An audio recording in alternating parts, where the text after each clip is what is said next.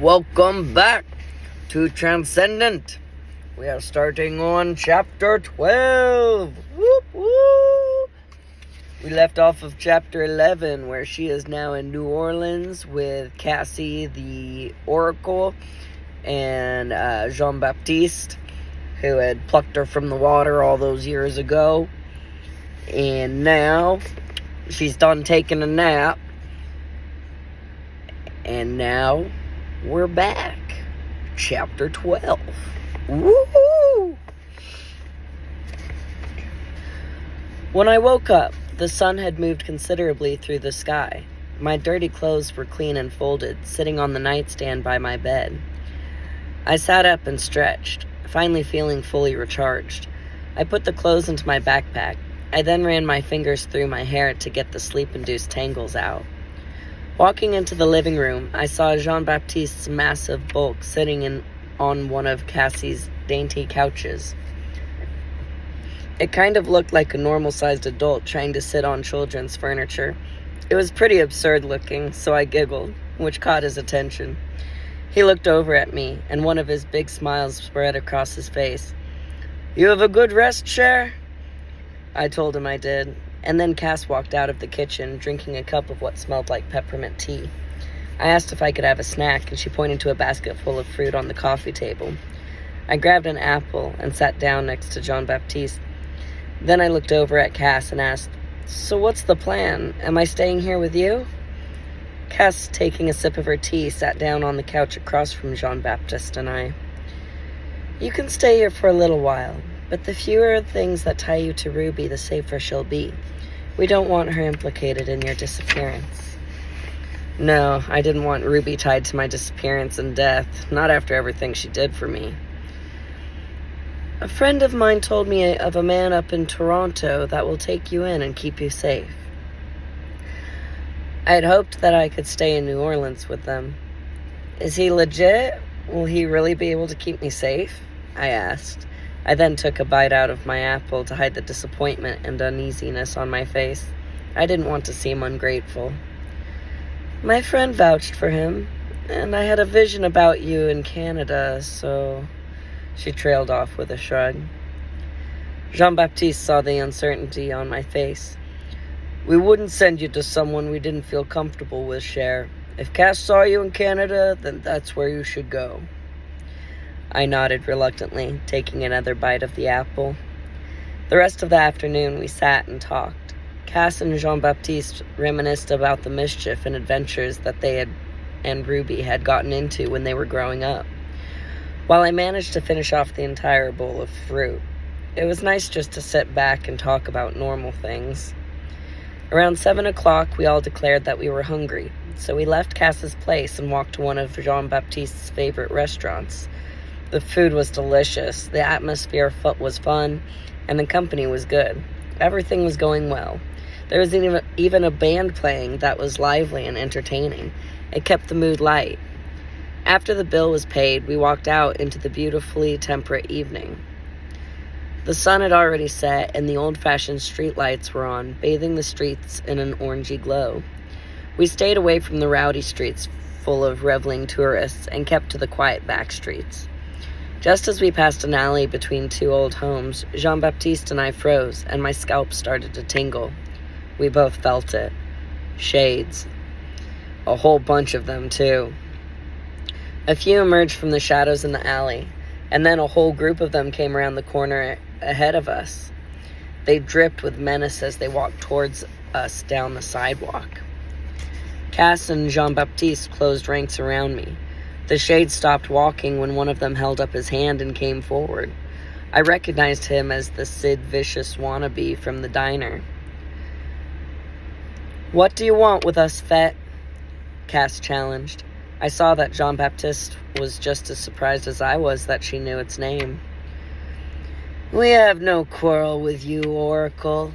We'll just take the girl and with us and be on our way."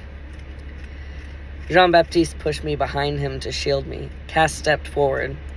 "And what do you want this child for? She's not some weak-willed addict you can possess. She is well protected. Trust me." He gave her a depraved grin and then looked over at me as I peeked out from under Jean-Baptiste's massive arm. Nakar was very interested in the little girl that affected and magnified the fear of the whole diner. It was very enjoyable for us, I assure you. He leered at me in a way that made my skin crawl. My mind was reeling. Holy crap, was that true? Did my fear affect everyone else in that diner? And who the heck is Nakar? The way Fett said the name sounded like he had a wad of phlegm in the back of his throat. Well, you can tell, Nakar. Too bad. The child will never be in his control.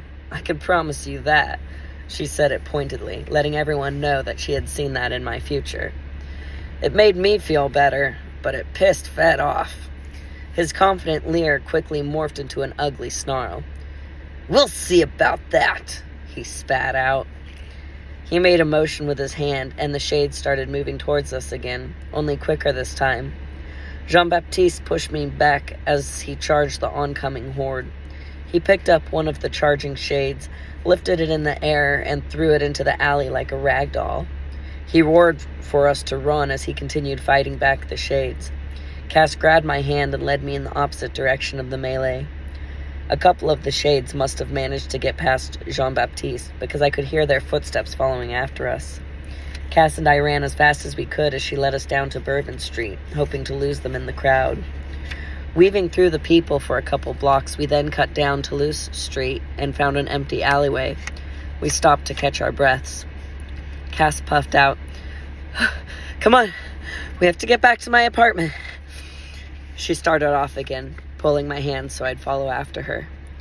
We doubled back and snaked our way down different streets towards her apartment.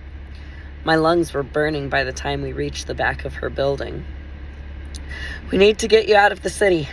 So when we get up there, you need to grab your stuff as quick as you can, Cass instructed, and I nodded. As she fiddled with the stubborn lock on the door, I started thinking about how we just left Jean-Baptiste back there with all those shades. What about Jean-Baptiste? Is he going to be okay back there? My chest was starting to constrict with concern for him. She unlocked the door and shoved it open. Don't you worry about Jean-Baptiste. He can take care of himself. And he has a will as strong as a war horse. They wouldn't dare try to possess him. I nodded, and then ran up the stairs 2 at a time. We burst through the apartment door, and I ran straight to the spare room to get my bag. I slipped it over my shoulder and came back out to the living room. Cass was frantically searching for something in the drawer of her desk. The apartment door flung open with a bang. Cass and I jumped at the loud noise, but we were happy to see that it was Jean-Baptiste. He sported some scrapes and a cut above his eye, but other than that, he seemed okay. As he came into the living room, I ran to him and hugged him tight. I was so scared for you, I breathed out. He leaned down, wrapping his arm around me and lifting me off the ground. I wrapped my arms around his neck, feeling safe in his massive arms. No need to worry about me, Cher. Ain't nothing alive that could take down the beast that is Jean-Baptiste Bobineau. We both laughed, and he put me down. Cass came over and placed a business card in my hand. It's sooner than I'd hoped, but you need to go find him. He'll help you learn how to harness and control your gifts. And don't worry, he's expecting you. The card had the name Gordon Reinhold written in bold letters on it, and the address and phone number of his Toronto office underneath.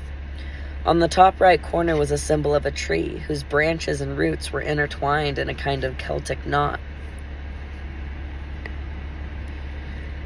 with the word pinnacle underneath. Something about that image seemed familiar, but I couldn't place it. My mind was too absorbed with what was going on to worry about it. So I just nodded and put the card in my bag. Cass and Jean-Baptiste started discussing how they were going to get me to the bus station without being seen. I walked over to one of the windows that overlooked the street in front of the shop. My scalp tingled as I saw some shades walking down the street, about 3 buildings away. There weren't as many as before, and a couple were limping, but they looked angry and determined. I waved my hand at Cass and Jean-Baptiste to get their attention. As I continued to watch the shades get closer. Guys, we need to leave now. They're coming. They dashed over to the window to see for themselves, and after one look, we rushed into action. Cass and I ran to her car, which was parked out back. I jumped into the back seat and lay down out of sight under the blanket she had grabbed before leaving the apartment. Then Cass started the car and began a circuitous route to the bus station. Meanwhile, Jean-Baptiste ran down to his truck parked out front and tried to lead the shades away in the opposite direction. Cass made a call while she was driving through the city. "Yeah, I'm going to need it now," she said into the phone. There was a pause, which I assumed was the person on the other end talking. "I know, but things have changed. I'll be there in a minute." She hung up the phone and told me that we need to make a quick stop. I felt the car park a couple minutes later. She told me that she'd only be a moment and to stay out of sight. I heard her exit the car and waited for what seemed like hours, but was really only a couple minutes, according to Ruby's watch. Cass jumped back in the car and quickly drove the rest of the way to the station. When she pulled into the parking lot, she told me to go ahead and sit up. I pulled off the blanket and sat up, looking around. I scooted up between the two front seats. Cass pulled into a parking spot near the front doors of the station. She handed me a small manila envelope. "That will get you across the border, but don't head straight for Toronto. Hop around for a while to get them off your trail." Great. Now I have suits and shades coming after me. I nodded and put the envelope in my bag. Then I took out my hoodie, slipped it on, tucked my hair in, and pulled the hood up. As I put my backpack on, I looked towards the woman who had done so much for me, including put herself in danger. Had it really only been 24 hours since I had a similar scene like this with her sister? "Cass," I began, but I didn't know how to express everything I felt. She gave me a tight-lipped smile and nodded in understanding. "I know, baby," she answered. Then she reached back and gave me an awkward hug from the front seat. "Tell Jean-Baptiste I said goodbye," as we pulled apart. She promised that she would, and then looked me in the eyes to make sure I was paying attention. "You be smart now, and keep your guard up at all times," she cautioned. I nodded before I hopped out of the car and made my way inside. I managed a weird kind of speed walk through the station. I didn't want to draw attention by running, but my adrenaline-high body wouldn't let me walk at a normal pace. I decided to get on the bus going to Shreveport, since it was leaving the earliest. I boarded the bus, confidently flashed my pass at the driver, and found a seat towards the middle. When I sat down, I decided to check out what was in the manila envelope Cass had given me. Opening it up, I pulled out a passport. It looked pretty legit, with all the right signatures and stamps, and somehow they got a hold of my school ID photo from the 5th grade. They photoshopped it in a way that made it look like a passport photo. It said my name was Ariana Reyes, that I was born in Phoenix, Arizona. I guess I could pull off being Latina. Hector's birth parents were Colombian, and we had basically the same skin tone. Putting the passport in the envelope in my bag, I sat back and tried to rest. My iPod was out of juice, so I couldn't listen to music, but I put the earbuds in anyway so people would leave me alone. And now that I was calming down, it suddenly popped into my mind where I had seen that tree symbol with the word pinnacle before. Back in January, we had received a packet in the mail for a boarding school called Pinnacle Academy. That symbol was on the front of the brochure. It promised state-of-the-art facilities and a one-on-one teaching atmosphere. Since the criteria for attending was so stringent, there were only a handful of students accepted at a time. The academy had year-round school schedule with two-week breaks every 3 months. I hadn't wanted to get shipped off to some strange school I'd never heard of, away from my family and friends. So I told my parents I wasn't interested, and we never gave it another thought. Was the Pinnacle Academy actually a place for progeny children? Was that what they meant by stringent criteria? Could I have circumvented this whole mess if I had just gone there in the first place? My head and my heart hurt just thinking about the possibility. My mind and body were so tired that I slept all the way to Shreveport.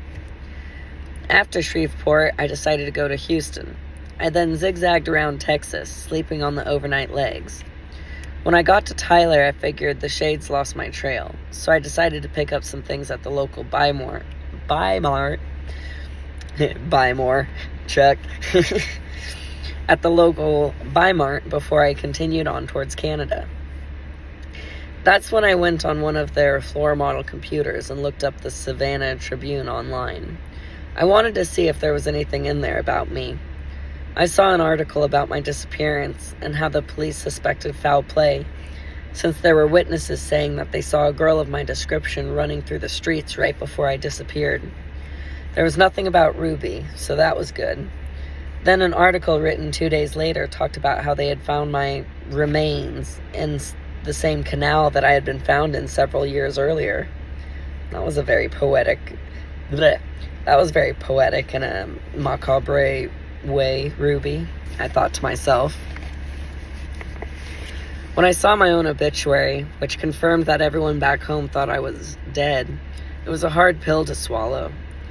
I thought it would be best to change my appearance, and I was lucky enough to find someone who could cut my hair. After that, I decided to be on my way, and that's when I ran into another shade. He wasn't one of the ones from New Orleans, but he was nasty nonetheless. It was when I was evading him that I saw your truck at the gas pump, and I figured I could hitch a ride with you to make a fast getaway. And now, I'm here.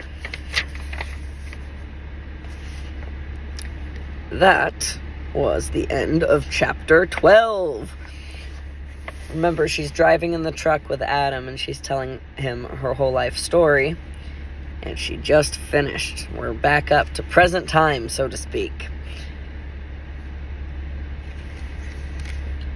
So I think I'll stop it here and get some chores done and come back to do chapter 13. Thank you for joining me. Hopefully you join us again. Bye.